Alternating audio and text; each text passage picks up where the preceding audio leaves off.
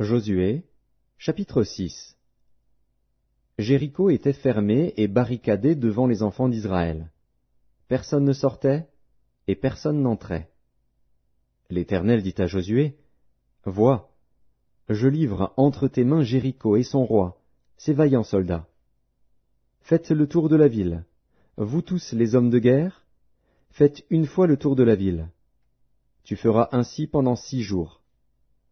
7 sacrificateurs porteront devant l'arche 7 trompettes retentissantes.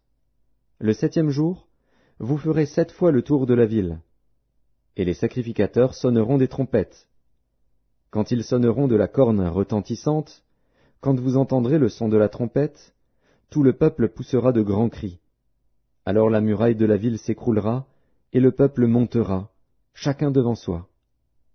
Josué, fils de Nun, appela les sacrificateurs et leur dit, « Portez l'arche de l'Alliance, et que 7 sacrificateurs portent 7 trompettes retentissantes devant l'arche de l'Éternel. » Et il dit au peuple, « Marchez, faites le tour de la ville, et que les hommes armés passent devant l'arche de l'Éternel. » Lorsque Josué eut parlé au peuple, les 7 sacrificateurs qui portaient devant l'Éternel les 7 trompettes retentissantes se mirent en marche et sonnèrent des trompettes.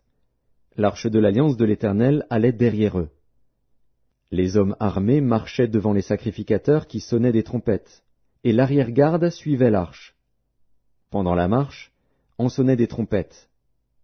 Josué avait donné cet ordre au peuple, « Vous ne crierez point, vous ne ferez point entendre votre voix, et il ne sortira pas un mot de votre bouche jusqu'au jour où je vous dirai, « Poussez des cris !» Alors vous pousserez des cris. L'arche de l'Éternel fit le tour de la ville, elle fit une fois le tour. Puis on rentra dans le camp, et l'on y passa la nuit.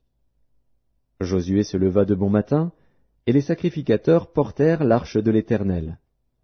Les 7 sacrificateurs qui portaient les 7 trompettes retentissantes devant l'arche de l'Éternel se mirent en marche et sonnèrent des trompettes. Les hommes armés marchaient devant eux, et l'arrière-garde suivait l'arche de l'Éternel. Pendant la marche, on sonnait des trompettes. Ils firent une fois le tour de la ville, le second jour. Puis ils retournèrent dans le camp. Ils firent de même pendant 6 jours.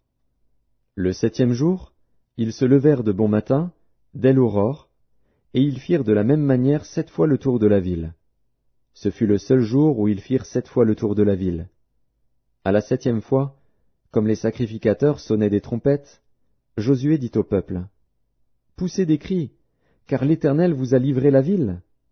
La ville sera dévouée à l'Éternel par interdit, elle et tout ce qui s'y trouve.